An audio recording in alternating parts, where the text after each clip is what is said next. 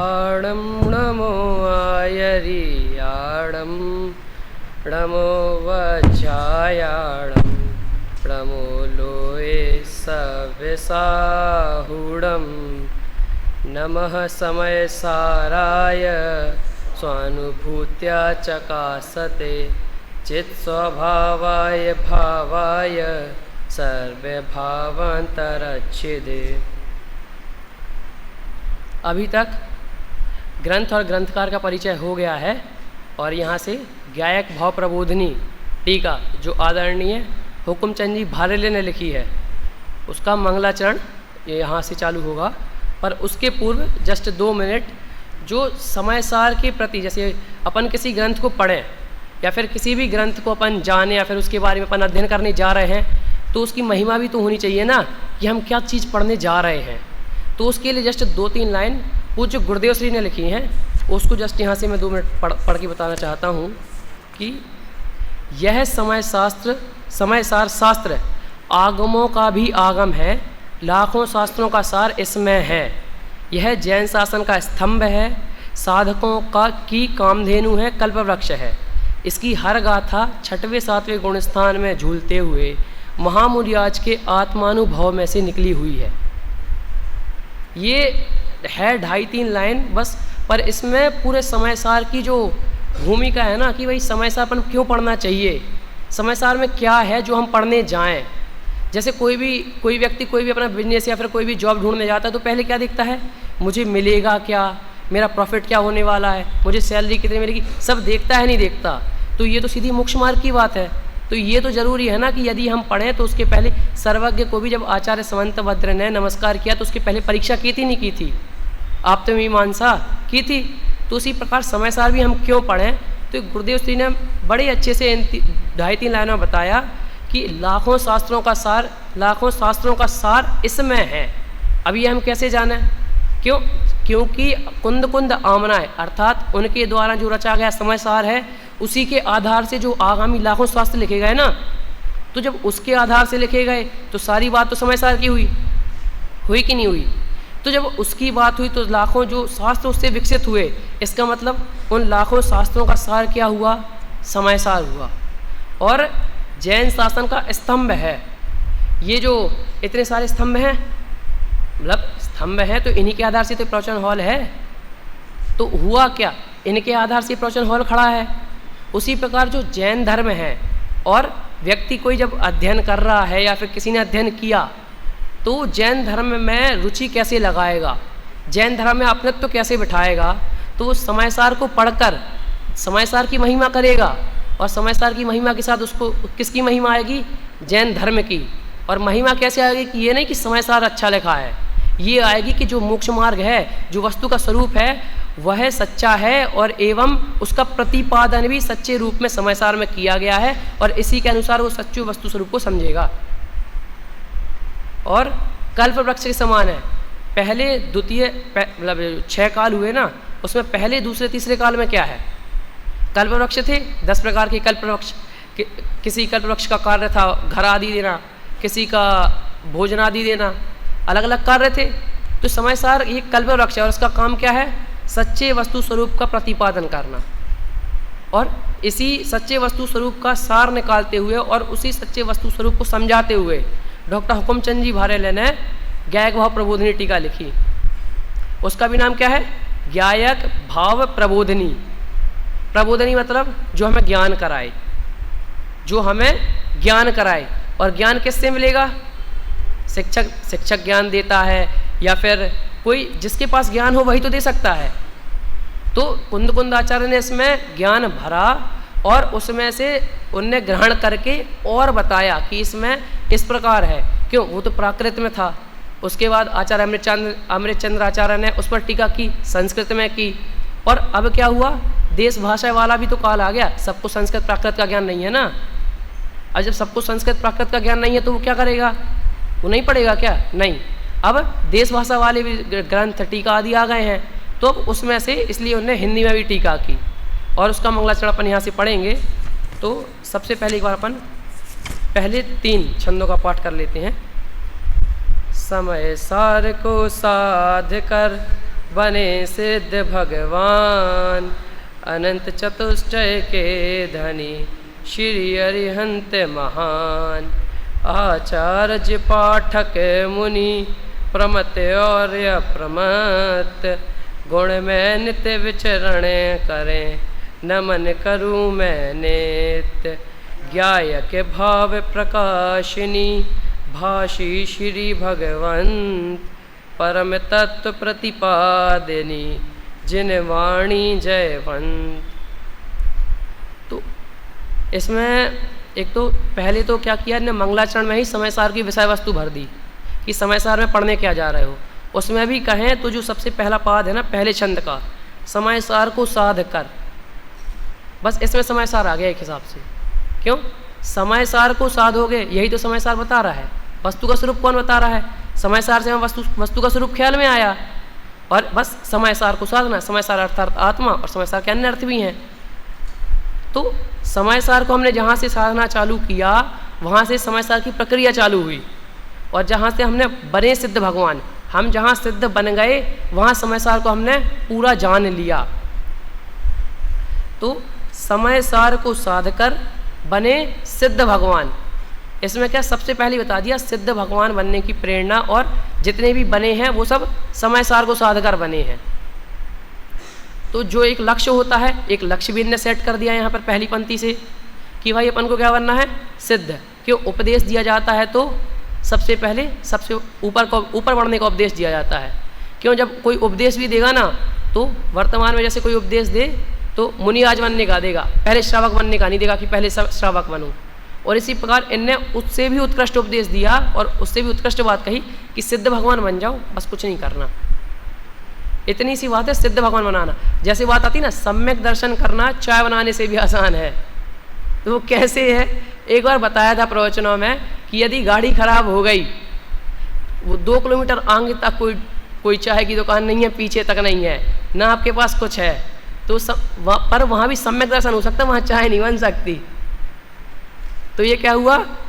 तो सम्यक दर्शन जिस प्रकार है उसी प्रकार मोक्ष मार्ग है। सम्यक दर्शन की प्रथम सीढ़ी या बिन ज्ञान चरित्र। सम्यक दर्शन ही तो प्रथम सीढ़ी है। मतलब जो अपनी आत्मा है उससे अपन सम्यक दर्शन, उसको जानकर उसमें जो श्रद्धा गुण है उसकी निर्मल पर्याय से सम्यक दर्शन हो सकता है। परंतु अपन को जो अन्य द्रव्यों में कोई भी कार्य करना है या हस्तक्षेप करना है तो उसके लिए अपन को अन्य द्रव्य भी लगेंगे। यदि होगा ही नहीं तो क्या कर लेंगे? जैसे विचार तो ऐसे बहुत सारे आते हैं कि बड़ा हो जाएंगे तो ये करेंगे। अभी कर सकते हैं? अभी नहीं कर सकते। क्यों? अभी वो चीज़ है ही नहीं अपने पास। जब वर्तमान में उपलब्ध होगी तब वो कर सकते हैं। तो अपने पास वर्तमान में उपलब्ध क्या है? स्वतत्व। अपनी आत्मा वर्तमान में अपने पास उपलब्ध है तो उसको अपन प्राप्त कर सकते हैं। प्राप्त कर सकते हैं मतलब उसमें जो गुण है उसकी पहचान कर सकते हैं। परंतु अन्य द्रव्यों में अपन ये नहीं कर सकते, क्यों? उसमें निमित्त चाहिए। इसमें कोई निमित्त की आवश्यकता नहीं है, स्वयं हो जाएगा। तो समय सार को साध कर बने सिद्ध भगवान, अनंत चतुष्टय के धनी श्री अरिहंत महान। इस मंगलाचरण में क्रम से बात है। पहले तो देवशास्त्र गुरु तीनों आ जाएंगे, वो भी मैं बताऊंगा। देवशास्त्र गुरु तीनों अपन आते हैं भविष्य मतलब आगे। तो उसमें अभी अनंत चतुष्टय के धनी। अनंत चतुष्टय कौन से? अनंत दर्शन, अनंत ज्ञान, अनंत सुख और अनंत वीर्य। तो अनंत दर्शन मतलब श्रद्धा गुण की निर्मल पर्याय और सबसे निर्मल पर्याय। मतलब निर्मल पर्याय तो जो औपसम्यक सम्यक दर्शन है उसकी भी है, परंतु क्या है? उसके कर्मों का उपशम है। छायोप सम्यक में क्या है? जो सम्यक प्रकृति है उसका उदय है, बाकी 2 का उपशम है। तो सम्यक दर्शन में ऐसा नहीं है कि सिद्ध भगवान के थोड़ा अच्छा है या फिर कोई चतुर्थ गुण स्थानावर्ती या पंचम गुण स्थानावर्ती उसके सम्यक दर्शन में कोई छोटा सम्यक दर्शन है, ऐसा नहीं। सम्यक दर्शन में अंतर नहीं होता है, परंतु टाइम लिमिट। क्यों? किसी को औपसम्यक सम्यक दर्शन है अंतर मुहूर्त में चला जाएगा, किसी के छायोप सम्यक है तो 66 सागर या फिर जो भी काल रहता है पूरा 132 अंतर मुहूर्त कम। तो इन सब में क्या वो सम्यक दर्शन पूरा हो जाएगा। पर जो सिद्ध भगवान का सम्यक दर्शन है वो छायक है, वो अनंत काल तक रहेगा। और यदि किसी ने छायक यहाँ पे कर लिया तो उसको समय नहीं बचा यहाँ जाना, उसके भी शीघ्र ही मोक्ष हो जाएगा। तो अरिहंत भगवान के क्या है? 4 घातीय कर्मों का नाश है और 4 आघातियों का भी वर्तमान में उदय है। और उन 4 घातिया के कारण वो अभी संसार में है। वो 4 घातिया रहे तो अभी संसार अवस्था है, और जैसे चार घातिया का नाश हो जाएगा तो वो ऊपर बढ़ जाएंगे, एक स्टेप ऊपर। कैसे? सिद्ध भगवान बन जाएंगे वहाँ पे वो। तो वर्तमान में क्या है, केवल चार घातिया के कर्मों के क्षय के कारण केवल अनंत चतुष्टय प्रकट हुआ है, और उसके भी बाद अपन ने क्या पथ देखा, सबसे मतलब सर्वोत्कृष्ट पथ किसने प्राप्त कर लिया, मार्ग, अपना लक्ष्य किसने पूरा कर लिया, सिद्ध भगवान ने। उसके बाद जस्ट एक कदम नीचे कौन है, अरिहंत भगवान। अब उससे भी थोड़े नीचे कौन है, आचार्य पाठक मुनि प्रमत्त और अप्रमत्त। मतलब आचार्य पाठक और मुनि, आचार्य पाठक मतलब उपाध्याय, और मुनि मतलब साधु। तो हैं तो वास्तव में तीनों एक ही, तीनों साधु में आ जाएंगे। क्यों? क्योंकि साधु एक मतलब सामान्य तीनों का जो स्वरूप है ना, वो साधु के रूप में है। कोई भी ऐसा नहीं है कि कोई आचार्य मोक्ष चले जाएंगे, जाएंगे तो मोक्ष साधु जाएंगे, मतलब किसी विवश पदवी विशेष का नाम है। क्यों? संघ में कोई विशेष गुणवान व्यक्ति है, उसको एक संघ के नेतृत्व के रूप में, कि संघ इधर उधर ना हो, संघ की व्यवस्था बनी रहे, और जो अन्य साधु हैं उनको भी निश्चिंता रहे। जैसे अकंपनाचार्य आदि 700 मुनियास थे, तो उनका क्या था कि यदि वो होते, मतलब 700 मुनियास थे, वो तो स्वयं में लीन तो थे ही, परंतु वहाँ पे आचार्य ने उनको गाइड किया ना कि अपन को यहाँ पे मौन रहना है, वाद विवाद नहीं करना है। और जिनको सूचना नहीं मिल पाई, उसके कारण क्या हो गया, रक्षाबंधन की पूरी घटना। इतनी सी, मतलब एक को सूचना नहीं मिली, यदि वो भी वहाँ पे होते वर्तमान में उस समय, तो वो भी वाद विवाद ना करते, कोई घटना नहीं होती, हो जाता कार्य, ना उनका बैर बढ़ता चार बलि आदि चार मंत्रियों का। तो आचार्य का यही कार्य रहता है कि, परंतु मूल कर्तव्य तो उनका क्या है, आत्मध्यान करना, उससे ऊपर कुछ नहीं है। परंतु जब उनको आचार्य पद दिया है, संघ में उनको आचार्य पद प्राप्त है, तो उनका एक ये भी कर्तव्य है कि वो अपने संघ को संभालें। एवं साथ में, अब जैसे किसी मुनि ने गलती कर दी, मतलब कुछ भी हो गया, तो उसी घटना में अकंपनाचार्य आदि ने, जब सुरसागर मुनिराज का विवाद हुआ था, तो उनने क्या कहा था, वहीं जाकर खड़े हो जाओ। तो क्या प्रायश्चित के रूप में था ना, क्यों उनकी उनने ये भी तो देखा कि समस्त संघ पे वो आपत्ति आ सकती है, तो इसीलिए आचार्य ने प्रायश्चित भी दिया। और आचार्य ये नहीं करते कि संघ को केवल एक है, जैसा मुखिया होता है कोई, जैसे सरपंच होता है, तो क्या केवल गांव को एकजुट नहीं करता है, वो गांव में व्यवस्था ही बनाए रखता है। कोई गलती करे तो उसकी भी वहाँ सुनवाई करता है पंचायत में। तो आचार्य भी यही करते हैं कि जैसे किसी से गलती हो गई, भूल चूक हो गई, तो क्या वहाँ भी प्रायश्चित देते हैं। तो ये सब आचार्य के कर्तव्य। अब यहाँ पे पाठक से अपन को थोड़ा स्पष्ट हो रहा होगा कि पढ़ाने वाले या पढ़ने वाले, तो उन्हीं का नाम अपन कहते ड़मो वज्झायाड़म, अर्थात जो उपाध्याय हैं संघ में परिभाषा कैसी आती है, जो संघ में अनेक शास्त्रों के ज्ञान प्राप्त होने के कारण संघ में पठन पाठन का कार्य कराएं। पठन पाठन का अर्थात, क्यों उनको तो अनेक शास्त्रों का ज्ञान है ही, और जो साधु हैं उनको भी वो मतलब पढ़ाते हैं। और पढ़ाते हैं अर्थात जैसे अनेक शास्त्रों का ज्ञान करा उनको है, उनने उन शास्त्रों का ज्ञान अन्य को दिया। क्यों? जब वो उनको अन्य को मिलेगा तो वो भी उस अन्य शास्त्रों का स्वरूप विचार कर पाएंगे, और इस प्रकार ही परंपरा चलती है। और मुनि, तो ये तीनों में कॉमन है कि जो 28 मूल गुण हैं वो सभी के होते हैं।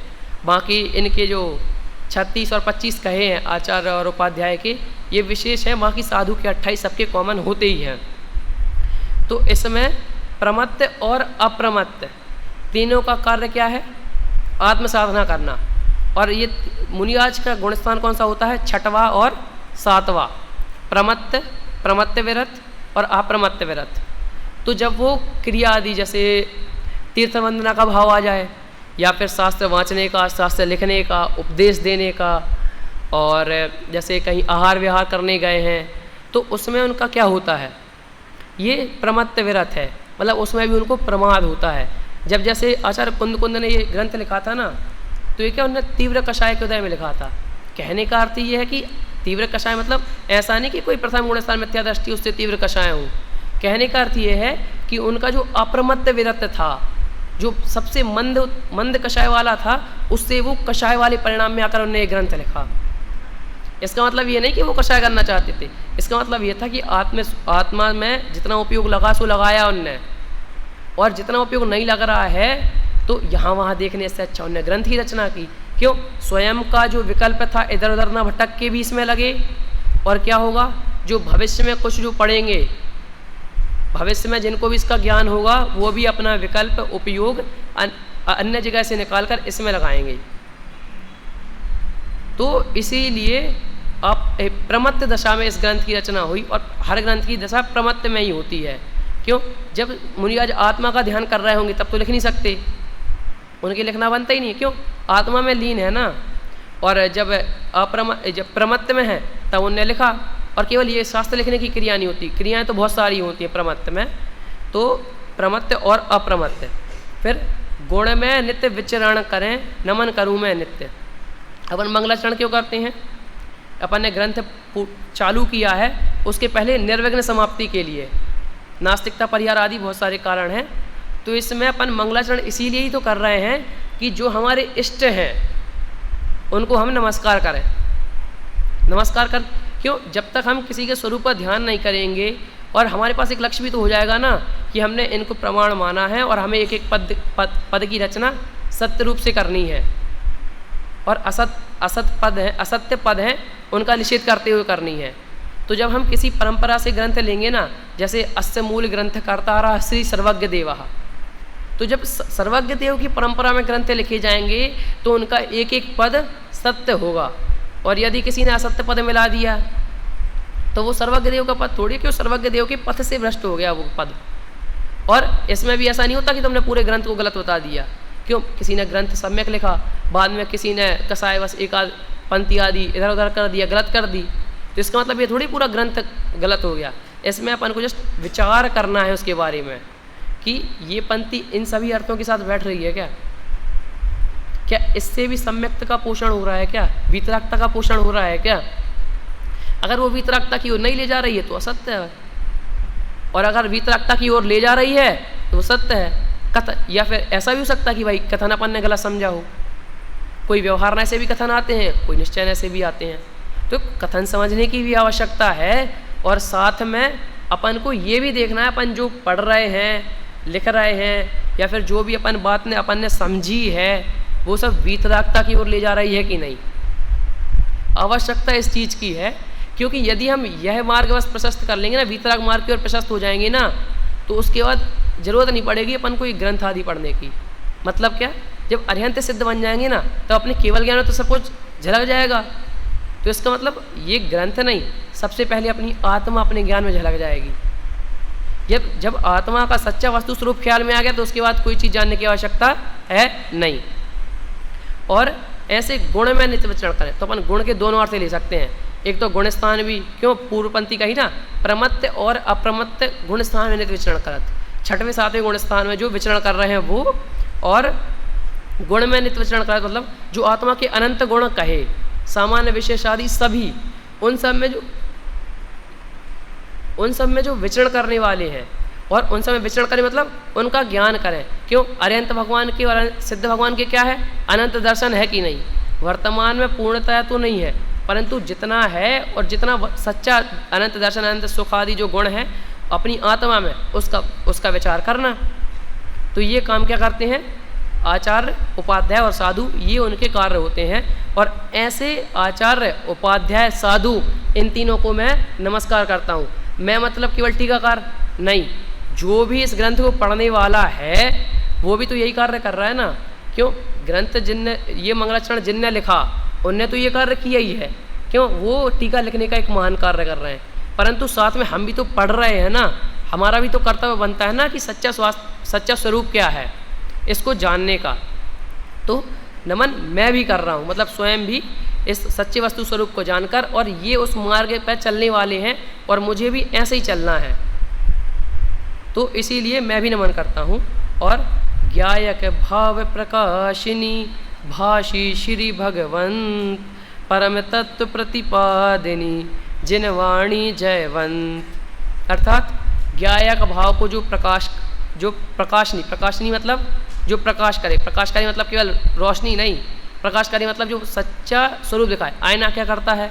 सूर्य क्या करता है, जैसे रात में तो अपन को सच्चा मतलब यथार्थ ख्याल में नहीं आता कि उतनी दूर क्या है या फिर क्या है, परंतु जैसे ही सूर्योदय होता है उजाला हो जाता है और अपन को सच वास्तविक रूप से दिखता है कि हाँ भाई वहाँ पे तो ये था। और प्रकाशनी मतलब जैसे दर्पण है ना, वो वास्तविक स्वरूप दिखाता है, ऐसा नहीं कि आप सीधे खड़े हैं उसने उल्टा दिखा दिया, मतलब अलग अलग नहीं होता, वास्तविक सच्चा स्वरूप ही दिखाता है। तो ऐसे ही इसमें ज्ञायक भाव का सच्चा प्रकाश है। ज्ञायक भाव मतलब मेरा, और ज्ञायक भाव मतलब स्वभाव, और भासी श्री भगवंत, भाषी श्री भगवंत अर्थात कही है किसने, भगवंत ने। तो भगवंत से हमें क्या ले लेना है, अस्य मूल ग्रंथ कर्ता सर्वज्ञ देवा, मतलब जो पूरी आचार्य परंपरा हो गई वह भी इससे प्रमाणिक हो गई कि मैं कोई नई बात नहीं लिख रहा हूँ, सर्वज्ञ देव ने कही थी, उसके बाद गणधर देव ने लिखी और उसी परंपरा में मैं भी जुड़ रहा हूँ। और इससे क्या अपन सर्वज्ञ सिद्धि भी मान सकते हैं।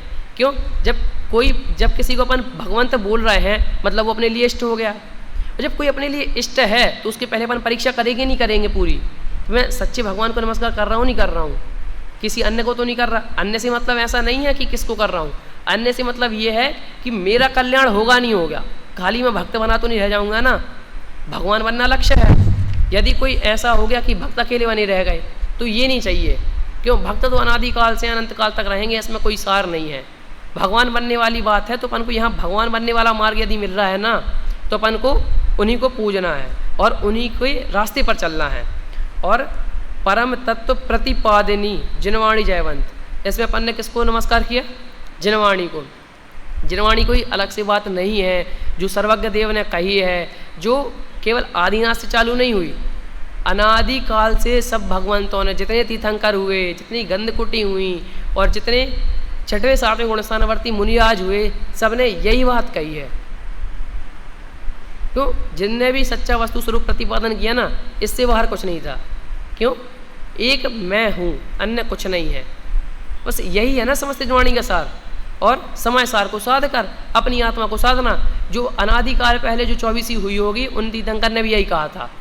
आज जो महावीर भगवान वाली, आदिनाथ भगवान वाली ये 24 है, उनने भी यही कहा। और जो अनंत काल बाद वो जो भी होगी वो भी यही कहेंगे, इससे अलग कुछ नहीं कह सकते। क्यों, इसके बाहर जैन धर्म है ही नहीं ना। जो जैन धर्म है वह सच्चा वस्तु स्वरूप है और सच्चा वस्तु स्वरूप ही जैन धर्म है। और इसमें कोई परम तत्व का प्रतिपादन होता है, इसमें कोई देखो अलग से बात हो या फिर किसी ने ऐसे अन्य ने जोड़ दी या फिर कोई भी कुछ भी कह गया, तो इसमें मिक्स नहीं होती ना बात। मिक्स होगी मतलब कुछ या तो एक बात होगी तो मिक्स हो जाएगी, और यदि अलग अलग बात होगी तो अलग से पता पड़ जाएगा। जैसे पानी में पानी डालेंगे तो एक पानी दिखेगा, परंतु पानी में तेल डाल दिया ना तो वो अलग से पता पड़ जाएगा, तेल ऊपर तैर रहा है, पानी नीचे है। तो यदि एक बात होगी ना तो अपन को स्पष्ट दिख जाएगा कि हाँ भाई जिनवाणी की बात है, या प्रवचन सार में भी वही थी, समय सार में भी वही है। कथन करने की पद्धति थोड़ी बहुत अलग हो सकती है, परंतु जब अलग अलग बात होगी ना कि कोई कहेगा बस मैं आत्मा हूँ और अन्य शरीर आदि अपने नहीं हैं, और कोई कह देगा बस इसे पूज लो जिंदगी भर भक्त बने रहोगे, तो ये अलग अलग बात अपने आप प्रतिभाषित हो रही है ना। तो इसका बस अपन को एक बार स्वरूप ख्याल करने की आवश्यकता है। क्यों, अपन ने ऐसा, इसमें क्या होता है कि कई बार अपन कहते हैं ना अपन को पूर्व संस्कारों से यह जैन धर्म मिला है और पूर्व पुण्य से। तो पूर्व संस्कार क्या होते हैं, अपन ने पहले कहीं पर कभी भी जिनवाणी की बात सुनी होगी, आत्मा की बात सुनी होगी, बस उस समय अपन ने पालन में नहीं की तो सम्यक दर्शन आदि नहीं हुआ। वर्तमान में अपन को उस बात का ख्याल आया या फिर उस समय बस अपन ने सुना कि हाँ भाई कुछ अच्छी बात थी। वो कुंद आचार्य के पूर्व भाव के ग्वाला वाला प्रसंग आता है, उसे नहीं पता था कि क्या लिखा है इसमें, बस उसे क्या पता था कोई अच्छी बात लिखी है और कोई उत्कृष्ट व्यक्ति को देने की आवश्यकता है तो सही रहेगा। क्यों, मुझे तो समझ में आ नहीं रही है। उनने उस ग्वाली ने किसी मुनिराज को दी, तो ये क्या हुआ, उसे तो ख्याल में नहीं था, परंतु उसे ये भी ख्याल में नहीं था कि उसने कितना बड़ा काम किया है। तो बस पूर्व संस्कारों के अपन को जो वर्तमान में जैन धर्म मिला है ना, तो ऐसे ही अपन वर्तमान में जो जैन धर्म सुन रहे हैं वर्तमान में लागू तो करना ही है। अपनी आत्मा को जानना तो है ही, परंतु ऐसा हो कि अपन ने कभी ऐसा हो गया कि भाई नहीं हो पाया या फिर 5 साल ऐसे ही निकल गए, तो ये निकालने तो नहीं है, परंतु यदि निकल भी गए तो भी ऐसा होता है कि कभी ना कभी अपने अंदर जो संस्कार बैठ गए ना जैन धर्म के, कभी ना कभी उफान मारेंगे। मतलब कभी ना कभी वो अंदर से बाहर बात आएगी। क्यों? एक बार बैठ गई ना अंदर में बात, बस उसी प्रकार जो अपने अंदर में जो बात बैठी है ना, वो कभी जब भी उफान मारे तो अपन को मौका नहीं छोड़ना है। क्यों? एक वही समय होता है कि अपन सच्चे वस्तु स्वरूप का ज्ञान करें। एक ना एक टाइम सबका आता है, उसे लगता है भाई वो नहीं करना चाहिए था, ये कर लेते तो, या फिर ये गलत कर लिया, ये करना चाहिए था। वैसा ही है कि ये अपने पास पूरा अवसर है कि यदि वर्तमान में मौका छोड़ दिया तो भविष्य में एक तो बहुत मुश्किल से आएगा। ये मत सोचना कि आज छोड़ दिया तो 2-3 साल बाद फिर से अपन को मौका मिल जाएगा, या फिर हम एक बार फिर से यहाँ आके पढ़ लेंगे, तो ऐसा नहीं होता। या फिर जैसे अपन कि 2 साल तो अब ये समय सार या फिर गोमट सार का अध्ययन अच्छे से नहीं हो पाया, हम बाद में कर लेंगे, तो ऐसा नहीं होता। ये वर्तमान का समय जो उपलब्ध है ना, इसी में अपन को अवसर को पकड़ लेना है, इसी में अपन को अध्ययन पूरा करना है। और ये अपन को कौन कराएगा? तो जिनवाणी कराएगी। और अपन को सच्ची जिनवाणी की पहचान करनी है और सच्चे वस्तु स्वरूप को जानना है। और इसी प्रकार इनने यहाँ पर जिनवाणी को नमस्कार किया। इसमें क्या देवशास्त्र गुरु तीनों आ गए, कैसे?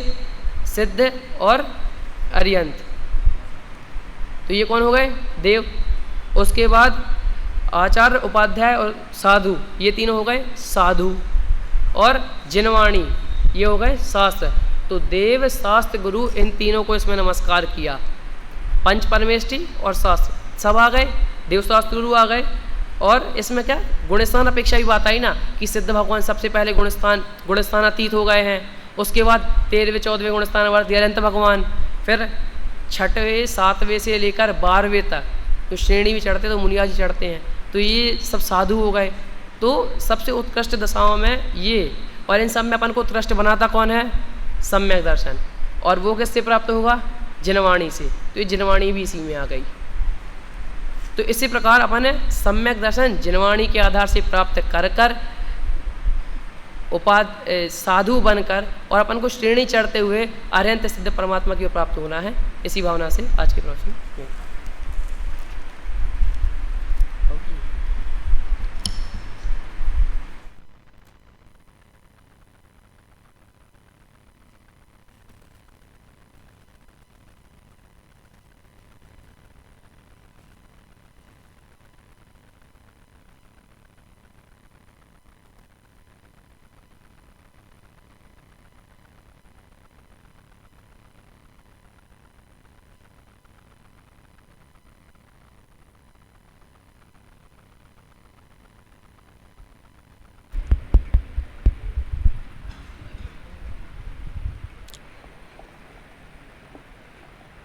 शास्त्री द्वितीय वर्ष के विद्यार्थियों के प्रवचन के क्रम में अक्षय जैन फुटेरा, इनका प्रथम दिन का प्रवचन हम सभी सुन रहे थे। आदरणीय दादा के द्वारा लिखित जो मंगलाचरण है, जिसमें देवशास्त्र गुरु को नमस्कार किया गया है, उसकी चर्चा आपने की। चूँकि दोहा छंद है और दादा ने वर्तमान में जो भाषा प्रचलन में है उसी भाषा में उन छंदों की रचना की है। भाषा संबंधी अधिक मेहनत करने की आवश्यकता इसमें नहीं थी, परंतु विषय संबंधी मेहनत करने की आवश्यकता इसमें थी, जो कि किया है। चूँकि आज पहला प्रवचन तीनों छंदों पर ही किया, यथार्थ प्रकाश डाला है। जो भी विषय उसमें आया, जो भी शब्द उसका आया, उन्हें अन्य विषयों से जोड़ करके चर्चा करने का अच्छा प्रयास किया। भाषा और शैली बहुत अच्छी है, आत्मविश्वास भी अच्छा है। शैली में जैसे प्रारंभ में कहा कि 2 मिनट आपको ये बता देता हूँ, इसके बारे में 2 मिनट बता देता हूँ, ये कक्षा की शैली होती है। कदाचित निकल भी जाए, एक आध बार कह दिया तो अलग बात है। बार बार मैं ये कह रहा हूँ, मैं आपको बताता हूँ, ऐसे कहने की आवश्यकता नहीं है। वो प्रारंभ में था, फिर बाद में तो जैसे विषय प्रारंभ हो गया फिर ज़्यादा इस तरह का प्रयोग नहीं मिला। शैली में तो जैसे विषय प्रारंभ हुआ और कोई प्रेरणात्मक विषय आया तो कदाचित आपका ध्यान आकर्षित करना चाहता हूँ, ऐसा कह करके, और ऐसा कहने की आवश्यकता भी नहीं है प्रवचन में, कक्षा में ज़रूर ऐसा बार बार कह करके हम आकर्षित कर सकते हैं। शैली में इस बात का ध्यान रखें। बाकी जो विषय है, विषय पर तो पूरा आपने अच्छे से प्रकाश डाला है। जो भी उसमें अब दादा ने क्या क्या उसमें सोच के लिखा, ये तो दादा ही बताएं, दादा के प्रवचन सुने तभी समझ में आ सकता है कि उसमें क्या क्या संभावनाएं हो सकती हैं। पर देवशास्त्र गुरु तो हैं, इतनी बात तो पक्की है। तो देवशास्त्र गुरु का स्वरूप तो हमने पूर्व में पढ़ा है, तो उन बातों को स्पष्ट करने का अच्छा प्रयास किया। एक प्रबोधिनी शब्द का जो अर्थ किया, ज्ञायक भाव प्रबोधिनी, कि उसका अर्थ करते हुए ऐसा कहा कि ज्ञान कराने वाली। केवल बोधिनी जो शब्द है उसी का यह अर्थ होगा कि ज्ञान कराने वाली है। कि प्रबोधिनी का क्या अर्थ है कि अच्छे तरीके से, उत्कृष्ट तरीके से, या तो जो तरीका समझाएंगे उस तरीके के लिए प्र का उपयोग किया, अथवा जो ज्ञान आने वाला उसमें उसके लिए प्रा का, कि उत्कृष्ट ज्ञान कराने वाली ये टीका है। इसके लिए प्रा का भी अलग से अर्थ करना है। प्रथम सीढ़ी क्या है? सम्यक दर्शन। सम्यक दर्शन की प्रथम सीढ़ी क्या है? आपने यही बोला, ध्यान से सुनना दोबारा प्रवचन, कि मोक्ष माइल की प्रथम सीढ़ी बोलना था, और क्या बोल गए? सम्यक दर्शन की प्रथम सीढ़ी या बिन ज्ञान चरित्र। खैर भाव भाषण तो होगा आपका, पर शब्दों में ऐसे फेर नहीं होवे। आचार्य और पाठक उपाध्याय दोनों परमेष्टि का बहुत अच्छे से स्वरूप बताया, व्यवस्थित, और ऊपर भी जो शब्द आए सिद्ध अरिहंत आदि उनमें भी अच्छा प्रकाश डाला। ऐसे प्रमत्त और अप्रमत्त शब्द आया, उस पर भी थोड़ा और विस्तार दे सकते थे। जैसे गुणस्थान अर्थ तो कर दिया, छठवें गुणस्थान और सातवें गुणस्थान इतना तो कर दिया। साथ में कि छठवें गुणस्थान में क्या क्या क्रियाएं होती। अब जैसे आचार्य और उपाध्याय का जो कार्य है, अब जैसे इधर से उन्होंने आचार्य पाठक और मुनि, इधर से प्रमत्त और अप्रमत्त लिया। अब इन तीनों का एक तरह से बंटवारा करें तो इसमें आचार्य और उपाध्याय तो मुख्य रूप से प्रमत्त में ही जाएंगे। उनके कार्यों की अपेक्षा अगर उनको कहें, वो जो कार्य होते हैं वो अधिकतर उनके छठे गुणस्थान में ही होते हैं, अधिकतर क्या पूरा ही कार्य। तो ऐसा भी भेद करके प्रमत्त अप्रमत्त को उसके साथ जोड़ सकते थे। और अप्रमत्त व्रत में ग्रंथों की रचना हुई, ऐसा पहले कहने में आ गया था, फिर बाद में सुधार कर लिया था, फिर प्रमत्त कह दिया था, पर मैंने तो लिख दिया तो मैंने कह दिया। चलो, और आगे गुण शब्द का अर्थ गुणस्थान किया, पहला सार्थक है, और दूसरा अपने गुण में विचरण करते हैं, यह अर्थ किया, यह भी सार्थक है। कहते कहते अर्थ करते हुए एक शब्द बोल गए कि अपने अनंत चतुष्टय गुण में विचरण करते हैं। छठवें सातवें गुणस्थानवर्ती अनंत चतुष्ट में कैसे विचरण करेंगे? ठीक है, वो अनंत चतुष्ट शब्द ऊपर आया था ना अरंत सिद्ध के साथ, तो वो दिमाग में घूम रहा था, तो इसके साथ वो भी निकल गए। तो अनंत चतुष्ट तो इनको कैसे प्रकट होगा? ठीक है, हाँ, लेकिन जो गुण शब्द का अर्थ एक और किया जा सकता था कि रत्नत्रय गुण, सम्यक दर्शन, सम्यक ज्ञान और सम्यक चारित्र। अपने सम्यक दर्शन, सम्यक ज्ञान, सम्यक चारित्र में ही लीन है, उसी में परिणमन करते हैं, ऐसा अर्थ किया जा सकता था। इस प्रकार तीन दोहों पर ही बहुत अच्छा यहाँ पे विस्तार से अपना प्रवचन प्रस्तुत किया। आगामी छंदों को भी इसी तरह संभावनाएं देखें, क्या क्या अर्थ हो सकता है, उसमें विस्तार करेंगे तो क्या क्या अर्थ इसमें से निकल सकता है, ये देख करके कल भी इसी तरह व्यवस्थित प्रवचन प्रस्तुत करें, ऐसी भावना बाता हूँ। और अभी आदरणीय भाई साहब यहाँ पधारेंगे और प्रवचन उनका प्रारंभ होगा। उससे पूर्व पाठ प्रारंभ करें।